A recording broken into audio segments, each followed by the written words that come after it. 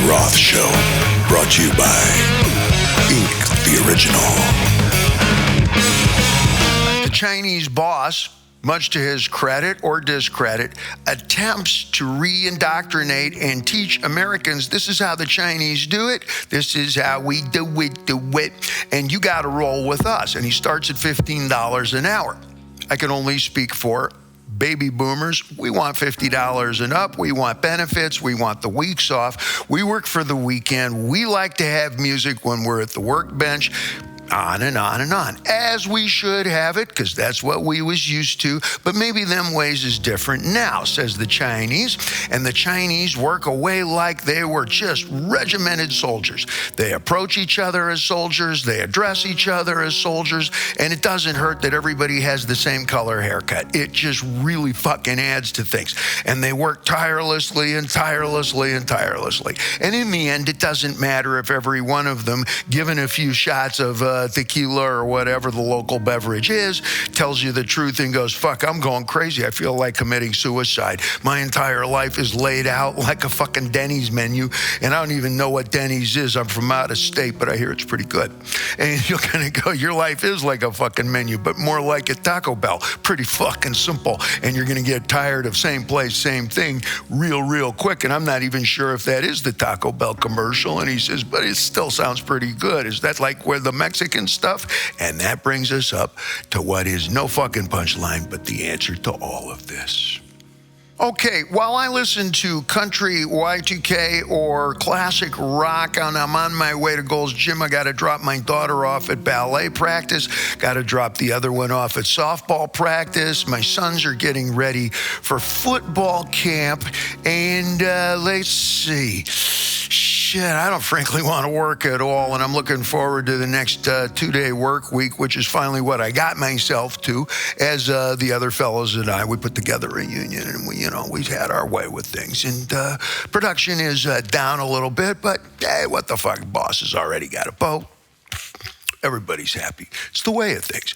But I understand that the Chinese, they're showing up like in battalion regiment form. Wow, they're like small infantry, and they work away. I say it with respect. I say it with a little bit of fear. It's like, that kind of work code, that work ethic. Jesus, I don't even remember what the fuck I call it. And it's that kind of a work ethic. They're working for peanuts or damn near peanuts or whatever they're fucking serving them in China. And you never know what they're going to be serving them, because you'd rather fucking kill yourself, which is the same fucking thing if you say anything wrong about the job and they go about it. And you need somebody who can just fuck. They're going to kill us because they can go outdoors. They can work in the hot sun endlessly. They can put in endless hours. They can not complain. They'll work for just tiny bits of money. And fucking, who do we have? Hold on one second. Tom, should we order Mexican food for lunch?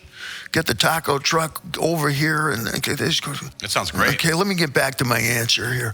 Who do we have that can compete with that kind of a work ethic? Oh, the Filipinos. Let's cut to the crash, SA. We're busy throwing out the fucking answer to every sort of issue you're talking about and dealing with here. We've got every fucking ace card, loco, that you need to do battle with anybody who shows up from out of state. I've practiced Kung Fu my entire fucking lifetime. I moved to the Orient, if you even still call it that. I got nothing but a venerated respect for the Asian culture and everybody in it. But as far as, geez, what do we fucking do? What do we fucking do? Well, you're busy fucking throwing out the answer to. You need a whole team of people who are going to work their ass off, be happy they got the job, tolerate the shitty conditions that people are always going to offer that bunch of people who are just getting started in this country. And you can do battle with everybody. Asian, Chinese, Japanese, Filipino, Corsicans, and who even knows where fucking Corsica is from? Oh, they produced Napoleon. Well, we'll wait another few hundred years until it happens again, and won't be scared until they do. But we're going to get into our lowrider, and it's there for a fucking reason, SA, and we're going to complain. You're throwing out the workforce, okay? They did this shit in Birmingham, Alabama, and said, we got to throw away all the Hispanics. And they lost how many millions of dollars of cantaloupe and money due and everything, and they took federal prisoners and had them chain gang out into those fields and said, ever since, do you want me to do it with the accent? Mm-hmm. Please. Ever since we done thrown them Mexicans and whoever rest in the Salvadorans, Honduras, I can't pronounce that shit, but anyway, why bother anymore? Because we threw their brown asses out. And now, oh, fuck, it stinks. Have you ever smelled rotting melon? I don't mean melon that's a little passe in the refrigerator. Honey, what's that smell? Nah. I mean rotting fucking melon out in the sun. It's like, oh, shit, what is that smell? Warden, can you get some of them fellas down here? We're going to strip them up like a cool hand loot and bring them out there in the fields and bring in the rent. Thank you, Warden. See you at the finals. Thanks, sir. And they took everybody out there, and those guys went on strike. The fucking chain gang went on strike and said, no way. This is inhuman conditions. We can't work in it. And the state and the ACLU, everybody's took one step out of their investigative surveillance bus and went, oh, fuck this. And closed the door and said, they're not kidding. Put them back in jail and make sure the air conditioning's on full or we're going to get our white ass suit. The idea that we're going to line up as baby boomers and the subsequent generation self-expressing and looking every bit like a rock and roll album cover and going to do calisthenics, you mean exercise? We're going to do jumping jacks or we're going to stretch together or we're going to do that kind of a thing when we get to work is not really something we were raised to. And I'm personally, what am I, 65 going on 90? You should see my x-rays, okay? And my sense of humor is about 400 years old. So you're not going to convince me of anything different, especially once you've seen my bank account from singing and dancing. I'm like the drunk who won the lottery. Stop trying and just enjoy the rest of the adventure. Now, move my skinny ass up into management and let's get busy with the folks who really will do some exercises in order to get the blood pumping in the esprit de corps, even if you don't speak French or you don't want to get caught speaking it in public, because we like something a little more macho, okay? We're going to go to work and we're going to be competing with many other countries and styles and attitudes and everything. So you know what? Órale ese. I've got Hondureños, I got Salvadoreños, I got Mexicanos, I got Cubanos, I got Puerto Ricanos, Boricuas. The list is long, maricon. And we're going to play some soccer football, essay. Strap up.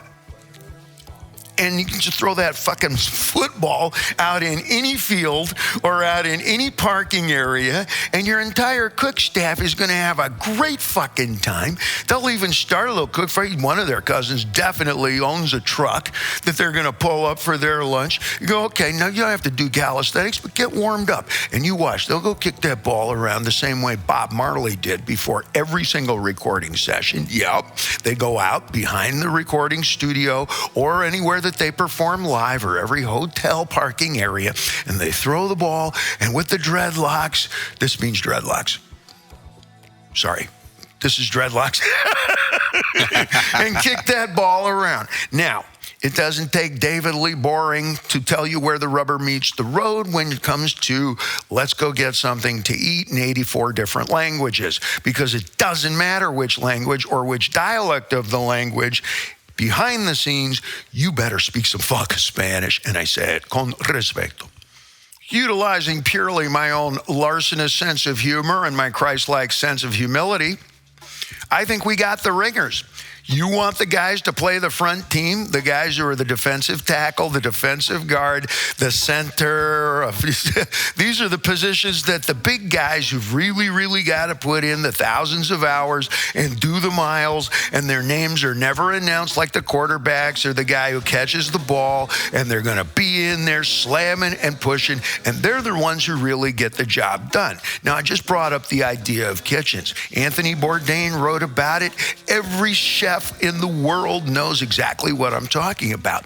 You want to have a supremely dependable workforce who's going to put in the unbelievably tiresome, dangerous, and unforgiving, underpaid, disrespected hours that every single 1, 2, 3 and No Star Kitchen provides. Then you got to be able to speak Spanish, and they will love you for having the fucking job, and you will come to know them as friends in the way that when you watched The Lone Ranger, nobody ever wanted to be the Lone Ranger. You wanted to be Tonto. But some dumb fucking white boy behind the scenes in Hollywood thought it would be funny to call the Indian Tonto, which in Spanish means stupid. On behalf of Tontos everywhere, fuck you. Let's stay focused. There's a great division in the factory, the Chinese versus the whoever we are. And in the middle is the boss, and the boss is upset too. Well, you know who could stabilize the whole thing? Yeah, Hispanics. And we're busy throwing them out of the country. Better learn some Chinese. The Roth Show, brought to you by Inc., the original.